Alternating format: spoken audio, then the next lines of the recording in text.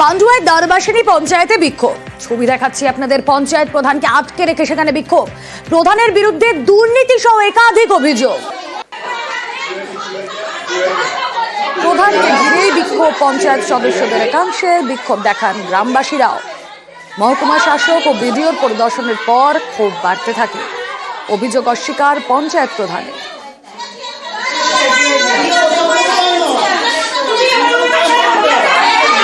প্রধানের কাছে এলে পঞ্চায়েতে টাইম মতো আসে না, কোনো সমস্যার সমাধান করতে চায় না, বলে যে পরে করব। কোনদিন আসে কোনদিন আসে না। উন্নয়ন করুক নাহলে সরে যাক। এটা মিথ্যা অভিযোগ করা হয়েছে, আর এই বিষয়ে আমি আর কোনো মন্তব্য করতে চাই না। এটা মিথ্যা অভিযোগ করা হয়েছে, আর এই বিষয়ে আমি আর কোনো মন্তব্য করতে চাই না। মন্ডল সভাপতিত্বে ক্ষোভ। নয়া মন্ডল সভাপতি না পছন্দ। বারুইপুরে বিজেপি অফিস একেবারে তালা ঝোলালেন পদ্মনেতা কর্মীরাই।